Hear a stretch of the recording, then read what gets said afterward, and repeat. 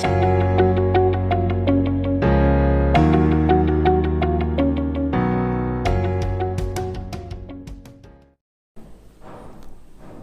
friends, welcome to GK 2020. Today's topic is Indian soil. Bharat की मिट्टियों और इनके बारे में हम लोग आज डिस्कस करेंगे। तो भारत की मिट्टी, इनको आप जितने अलग अलग किताबों से पढ़ेंगे आपके कन्फ्यूज़न को ये टॉपिक उतना ही बढ़ाता है। तो आज इन सारे टॉपिक के जो भी कन्फ्यूज़न है उनको मैं दूर करने की कोशिश करूँगा और उम्मीद करता हूँ कि आपके सारे डाउट्स क्लियर कर सकूँगा। साथ ही मैं लास्ट में उन सारे क्वेश्चनों को शामिल करूंगा जो एग्ज़ाम के पॉइंट ऑफ व्यू से इम्पोर्टेंट है या जिनके पूछे जाने की संभावना बहुत ही ज़्यादा है। तो वीडियो को अंत तक देखिएगा। चलिए शुरू करते हैं। पहला क्वेश्चन है, मृदा के अध्ययन को क्या कहा जाता है? तो मृदा के अध्ययन को पेडोलॉजी कहते हैं। क्या कहते हैं? पेडोलॉजी। अच्छा, एग्ज़ाम में जब भी ये क्वेश्चन आपको दिया जाएगा तो इसके साथ में एक और टर्म्स, एक वर्ड दे दिया जाएगा। वो वर्ड है पेडोलॉजी, और इसका मतलब होता है study of behaviour of child. बच्चों के जो भी बिहेवियर होते हैं उसकी स्टडी को हम लोग पेडोलॉजी कहते हैं, जबकि पेडोलॉजी मृदा के अध्ययन को कहते हैं। तो ध्यान में रखिएगा इन दोनों वर्डों को। एग्ज़ाम में कंफ्यूज करने के लिए आपको दे दिया जाएगा दोनों वर्ड, और आप जल्दीबाजी में इसे टिक कर देंगे और आपका गलत हो जाएगा, इसे ध्यान रखिएगा। तो हम लोग इसके बारे में देख लेते हैं। भारत की मिट्टी को ICAR Indian council for agriculture research ने कितने भागों में? तो 8 वर्गों में विभाजित किया है। ICAR ने भारत की मिट्टी को लगभग 8 भागों में विभाजित किया है, लेकिन हमें मुख्य रूप से चार ही मिट्टी को स्टडी करना है, जिनमें से पहला है जलोढ़ मिट्टी, दूसरा है काली मिट्टी, तीसरा है लाल मिट्टी और चौथा है लेटेराइट मिट्टी। और इन्हीं से एग्ज़ाम में क्वेश्चन अक्सर पूछे जाते हैं। तो जलोढ़ मिट्टी के बारे में हम लोग देख लेते हैं। तो जलोढ़ मिट्टी क्या है? जलोढ़ मिट्टी नदियों के जल के द्वारा बहाकर लाई गई मिट्टी होती है। यह भारत के मैदानी और तटीय भाग में पाया जाता है। साथ ही भारत में सर्वाधिक मात्रा में पाई जाने वाली मिट्टी है। नदी है, अगर एक नदी है, इसके जल के द्वारा जो बहाकर लाई गई मिट्टी होती है और इसके किनारे में, नदी के किनारे में जो अवक्षेपित करती है ये मिट्टी, इसी को हम लोग कहते हैं जलोढ़ मिट्टी। तो जलोढ़ मिट्टी का सीधा सा संबंध है नदी के द्वारा लाई गई मिट्टी से है। ठीक है। इसके अलावा यह मुख्य रूप से भारत में पाया जाता है, जो भारत के लगभग 44% हिस्से को कवर करता है। यह मिट्टी भारत में लगभग 44% है। देखिए, जलोढ़ मिट्टी में पोटास की बहुत ज़्यादा मात्रा होती है। पोटास की क्या होती है? बहुलता होती है। अच्छा, किसी भी पौधे के लिए पोटास क्यों इम्पोर्टेंट है? क्योंकि यह पोटास मौसमी प्रतिकूल, जो भी मौसमी प्रतिकूल जैसे कि आंधी या फिर बहुत ज़्यादा ओला पड़ना या फिर ज़्यादा ठंड होना, इस सब से क्या करता है? यह पोटास किसी भी पौधे को लड़ने में सक्षम बनाता है। साथ ही यह कीड़ों से बचाव करती है और पौधे की जड़ों को मजबूती करती है, ताकि आंधी तूफान में यह उखड़ न जाए, ठीक है, निकल न जाए। इसके अलावा आपको ये भी बता दूं कि जलोढ़ मिट्टी में नाइट्रोजन, फास्फोरस और ह्यूमस की कमी होती है। नाइट्रोजन, फास्फोरस और ह्यूमस की क्या होती है? कमी होती है। अच्छा, ह्यूमस क्या होता है? तो ह्यूमस के बारे में मुख्य रूप से आप ये जान लीजिए कि ह्यूमस जो होता है, किसी भी वनस्पति के सड़ने गलने से जो अवयव प्राप्त होता है। मान लेते हैं कि लकड़ी है, इसके सड़ने गलने से जो अवयव बनेगा उसी को हम लोग ह्यूमस कहते हैं। और इसी लकड़ी के सड़ने गलने से जो अवयव हमें प्राप्त होता है वो है फास्फोरस और नाइट्रोजन। चूँकि जलोढ़ मिट्टी में ह्यूमस मतलब सड़े गले वनस्पति की कमी होती है, इसी कारण से नाइट्रोजन और फास्फोरस की भी कमी पाई जाती है। आपको उम्मीद हम क्लियर कर सका हूँ कि नाइट्रोजन फास्फोरस की कमी क्यों पाई जाती है, क्योंकि लकड़ी या फिर अन्य जीव जंतु के सड़ने गलने से ही नाइट्रोजन फास्फोरस मिलता है मुख्य रूप से। तो जब ये ही की कमी हो, ह्यूमस की ही कमी हो, तो स्वाभाविक है नाइट्रोजन फास्फोरस की भी उस जल में कमी होगी। चलिए आगे देखते हैं। जलोढ़ मिट्टी को कई अन्य नाम से भी जाना जाता है, जैसे कि कछारी मिट्टी, दोमट मिट्टी या फिर एल्यूवियम मिट्टी। ये सारे आपको कंफ्यूज अक्सर ही करते होंगे। जलोढ़ मिट्टी को किस अन्य नाम से जाना जाता है? कछारी, दोमट और एल्यूवियम मिट्टी। देखिए, एक नदी है, इस नदी में जल के द्वारा लाई गई मिट्टी जो अगल बगल छोड़ा जाता है, ला के पटक दिया जाता है, इधर भी इधर भी इधर भी। तो ये जो इस एरिया में मिट्टी ला करके रखा गया है इस जल के द्वारा, इसे ही हम लोग कहते हैं कछारी मिट्टी। कछारी नाम से है, मतलब नदी के किनारे के छोर पर जो ला के रखा गया मिट्टी है, उसे ही कछारी मिट्टी कहते हैं। और इसी कछारी मिट्टी को अंग्रेजी में एल्यूवियल सॉइल कहा जाता है। ठीक है, आपको बता दें कि दोमट मिट्टी क्या होता है। तो जब ये नदी के द्वारा जब लाई जाती है मिट्टी, और इस मिट्टी में क्या हो, मिट्टी और बालू और मिट्टी का लगभग समान मात्रा हो, तो उस कंडीशन में दोमट मिट्टी कहलाता है।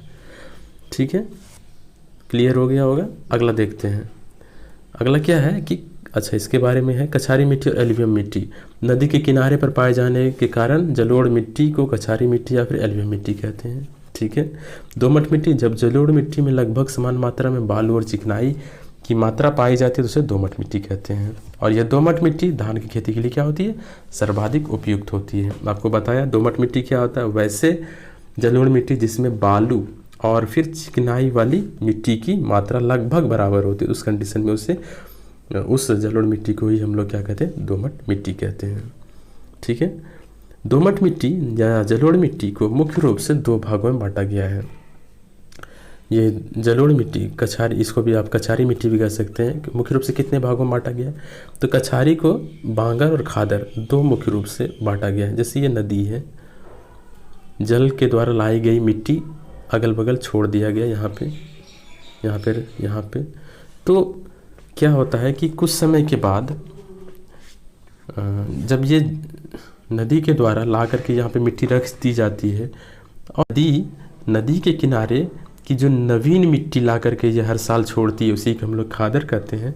और जो कई वर्षों, कई सौ सालों या फिर दशकों पहले ला करके यहाँ पे मिट्टी रख दिया गया, और अभी उस जगह पे बाढ़ नहीं आ रहा है, वहाँ तक जो बाढ़ का पानी हो या फिर इस नदी का जो जल का जो पानी हो वहाँ तक नहीं पहुँच पा रहा है, तो इसी मिट्टी को हम लोग कहते हैं बांगर या फिर पुरानी मिट्टी।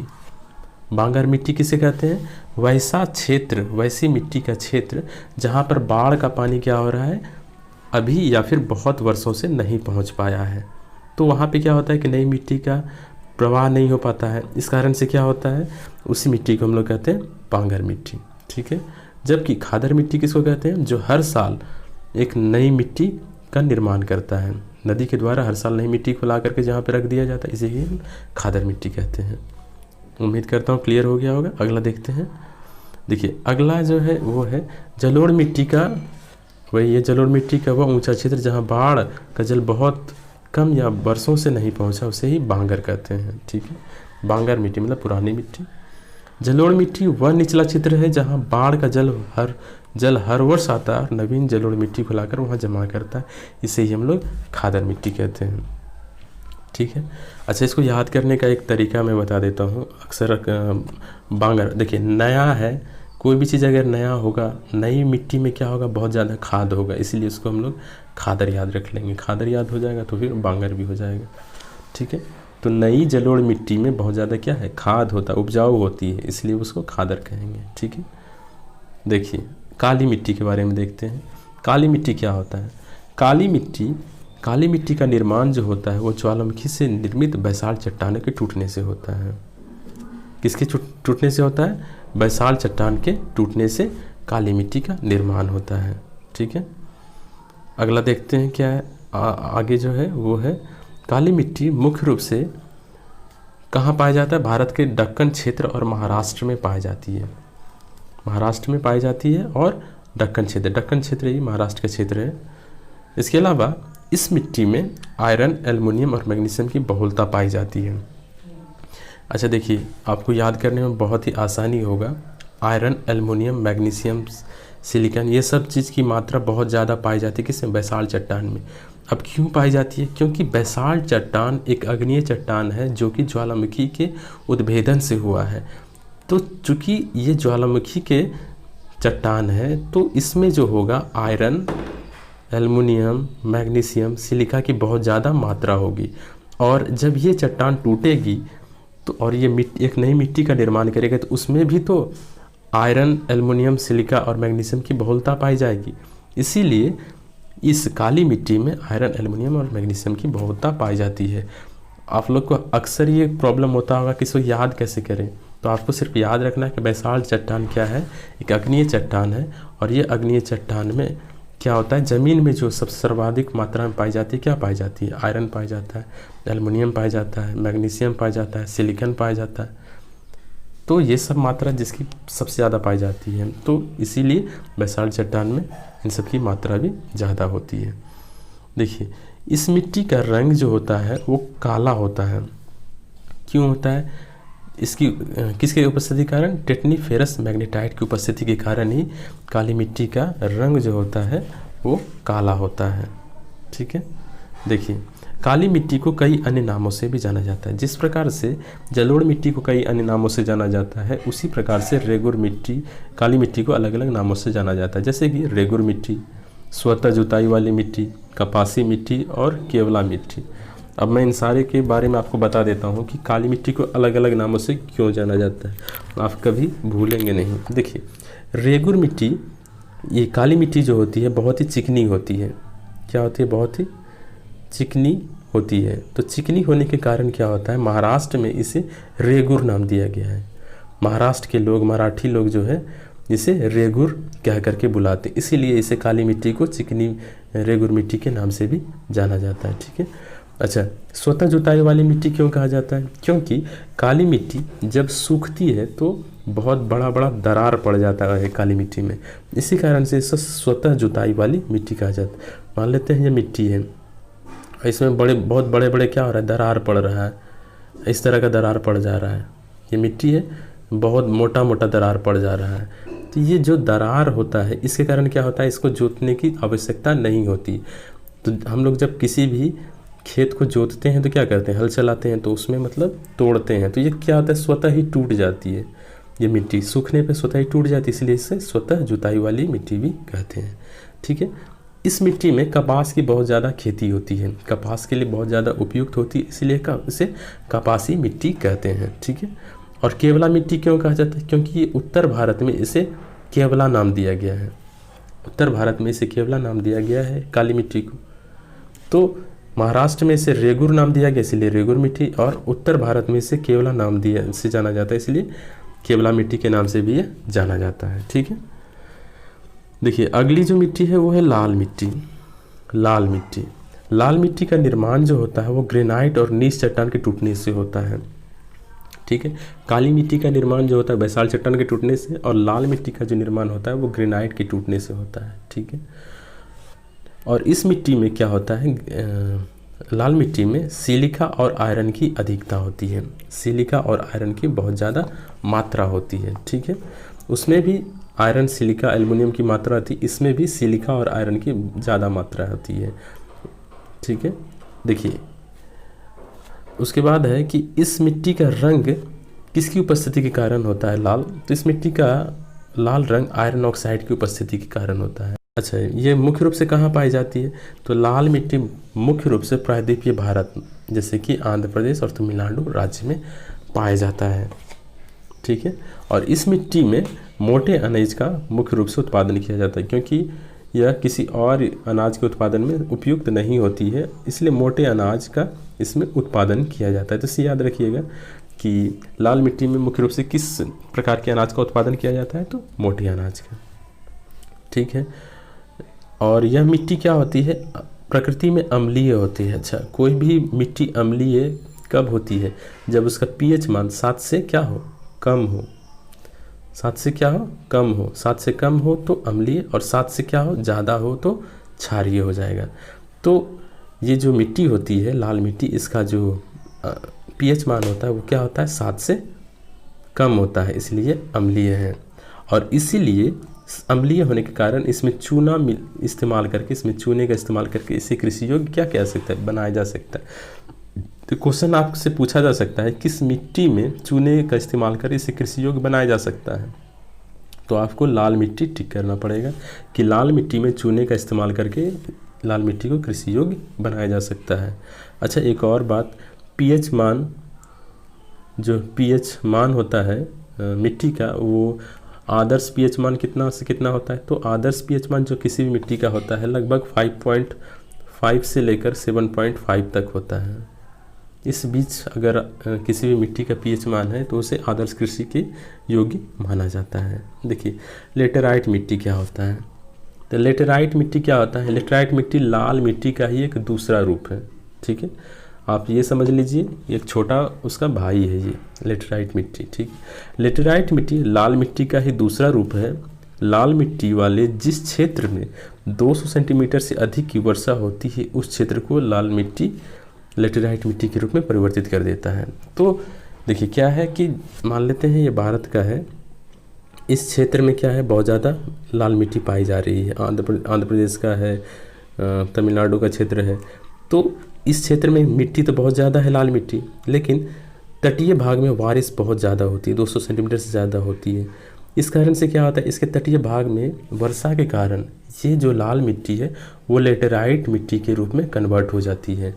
ठीक है, और यही लेटेराइट मिट्टी जो होता है खेती, चाय की खेती के लिए काफ़ी उपयुक्त मानी जाती है। तो आपको समझ में आ गया हो कि लेटेराइट मिट्टी क्या है, यह एक लाल मिट्टी का ही परिवर्तित रूप है।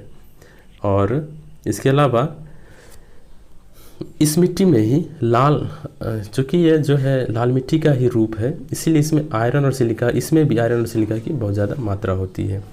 लाल मिट्टी में भी आयरन और सिलिका की बहुत ज़्यादा मात्रा थी, इसी कारण से लेटेराइट मिट्टी में भी आयरन और सिलिका की बहुत ज़्यादा मात्रा होती है। लेटेराइट मिट्टी का रंग आयरन ऑक्साइड की उपस्थिति के कारण ही लाल होता है, ये भी हम लोग जान रहे हैं। आयरन ऑक्साइड के कारण इसका रंग लाल होता है। इसके अलावा जिस लेटेराइट मिट्टी में आयरन ऑक्साइड की कमी हो जाती है उसका रंग थोड़ा क्या होता है, सफ़ेद हो जाता है। जिस लेटेराइट मिट्टी का आयरन ऑक्साइड, मतलब आयरन क्या होता है, जैसे कि बारिश बहुत ज़्यादा हुआ है यहाँ पे, मान लेते हैं ये मिट्टी है, इसमें बहुत ज़्यादा क्या हो गया, बारिश हो गया, तो इसका आयरन क्या होता है, आयरन जो है वो थोड़ा नीचे चला जाता है रिस करके बारिश के कारण। इसका ऊपरी वाला जो क्षेत्र हो जाता है वो थोड़ा क्या हो जाता है, सफ़ेद हो जाता है। तो इस सफ़ेद होने के कारण ही इस जो मिट्टी है लाल मिट्टी, लेटेराइट मिट्टी, इसको कहते हैं केओलिन। क्या कहते हैं, केओलिन। तो आयरन ऑक्साइड की अगर कमी हो जाए किसमें, लेटेराइट मिट्टी में, तो इस मिट्टी को केओलिन के नाम से जाना जाता है।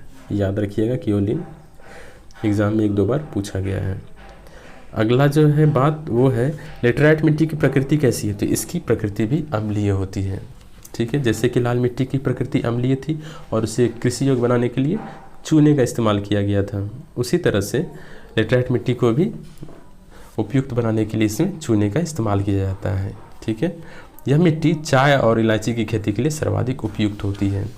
ठीक है, इसीलिए चाय और इलायची की खेती कहाँ होती है, तमिलनाडु में होती है, केरल में होती है, और ये भी कैसे, तटीय क्षेत्र में होती है, क्योंकि लेटेराइट मिट्टी इसी क्षेत्र में पाया जाता है।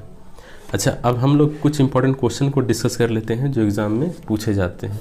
जैसे कि मृदा के अध्ययन के विज्ञान को क्या कहा जाता है, तो मृदा के अध्ययन के विज्ञान को पेडोलॉजी कहते हैं। ठीक है, भारत की मिट्टी को कितने भागों में बांटा गया है, तो 8 भागों में बांटा गया है।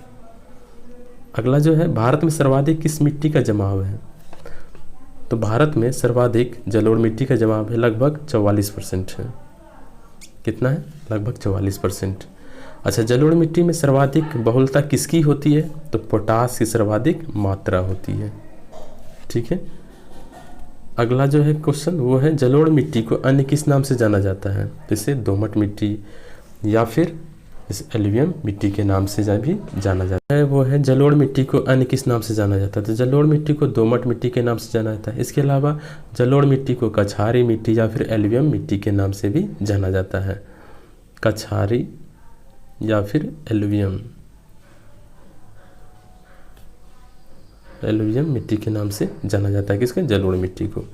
अच्छा, दोमट मिट्टी किसी खेती के लिए सर्वाधिक उपयुक्त उपजाऊ है, तो दोमट मिट्टी में सर्वाधिक धान की खेती होती है और इसी धान की खेती के लिए सर्वाधिक उपयुक्त है। दोमट मिट्टी क्या होता है, जिसमें बालू और जो चिकनाई वाली मिट्टी होती है उसकी मात्रा लगभग बराबर होती है, तो उसी को हम लोग दोमट मिट्टी कहते हैं। अगला जो है प्रश्न वो है पुरानी जलोढ़ मिट्टी और नवीन जलोढ़ मिट्टी का क्या कहते हैं, तो पुरानी जलोढ़ मिट्टी को हम लोग क्या कहते हैं, बांगर, और नई जलोढ़ मिट्टी को हम लोग कहते हैं वो खादर। बताया, नया खाद, नए वाले में खाद ज़्यादा होगा तो उसे खादर कहेंगे। ठीक है। किस मिट्टी का निर्माण दरारी उद्भेदन के फलस्वरूप हुआ है? तो काली मिट्टी का निर्माण दरारी उद्भेदन के फलस्वरूप हुआ है। ठीक है, दरारी उद्भेदन क्या होता है? ज्वालामुखी का विस्फोट। ज्वालामुखी के विस्फोट से ही बैसाल्ट चट्टान का निर्माण हुआ है और उसी से काली मिट्टी का निर्माण हुआ है। ठीक है, काली मिट्टी का निर्माण किस प्रकार के चट्टान के टूटने से होता है? तो बैसाल्ट चट्टान के टूटने से हुआ है। देखिए, काली मिट्टी का रंग काला इसकी उपस्थिति के कारण होता है, टेटनीफेरस के कारण होता है। टेटनीफेरस के कारण काली मिट्टी का रंग काला होता है। ठीक है, देखिए, काली मिट्टी को अन्य किस नाम से जाना जाता है? तो काली मिट्टी को रेगुर मिट्टी के नाम से भी जाना जाता है। मिट्टी किसी खेती के लिए सर्वाधिक उपयुक्त होती है? तो कपास की खेती के लिए, इसलिए इसे कपासी मिट्टी भी कहा जाता है। अगला जो है लाल मिट्टी का लाल रंग किसकी उपस्थिति के कारण होता है? तो लौ ऑक्साइड, आयरन ऑक्साइड की उपस्थिति के कारण इसका रंग लाल होता है। लाल मिट्टी में किसकी बहुलता होती है? तो लाल मिट्टी में आयरन और सिलिका की क्या होती है? बहुलता होती है। उसके अलावा लाल मिट्टी मुख्य रूप से किसकी खेती के लिए उपयुक्त है? तो लाल मिट्टी मोटे अनाज की खेती के लिए सर्वाधिक उपयुक्त है और इसमें चूने का इस्तेमाल किया जाता है कृषि योग्य बनाने के लिए। लेटराइट मिट्टी का निर्माण किस प्रकार से हुआ है? तो मानसूनी जलवायु परिवर्तन से। लाल मिट्टी में जब मानसूनी जलवायु बारिश बहुत ज़्यादा होती है तो उसी के बाद लेटराइट मिट्टी का निर्माण होता है। अगला जो है लेटराइट मिट्टी में किसकी बहुलता होती है? तो आयरन और सिलिका। जिस तरह से लाल मिट्टी में होती है उसी तरह से लेटराइट मिट्टी में भी इसकी बहुलता होती है। लेटराइट मिट्टी किसकी खेती के लिए सर्वाधिक उपयुक्त है? तो इलायची और चाय की खेती के लिए सर्वाधिक उपयुक्त है। अगला जो है वो है रेगुर या काली मिट्टी सर्वाधिक कहाँ पाई जाती है? तो रेगुर या काली मिट्टी सर्वाधिक महाराष्ट्र में पाई जाती है। लवण की मृदा की लवणता मापी जाती है किससे? तो साइक्रोमीटर से। मृदा की लवणता किस में मापी जाती है? साइक्रोमीटर से। कितना इसमें लवण है। इसके अलावा किस मिट्टी में कार्बनिक पदार्थ की अधिकता होती है? तो जिस मिट्टी में कार्बनिक पदार्थ की सर्वाधिक मात्रा होती है वो है जलोढ़ मिट्टी। तो इस वीडियो में मैंने उन सारे क्वेश्चनों को डिस्कस किया जो एग्ज़ाम के पॉइंट ऑफ व्यू से बहुत ही इंपॉर्टेंट थे। अगर आपको ये वीडियो पसंद आया हो तो लाइक करें और चैनल को सब्सक्राइब जरूर करें।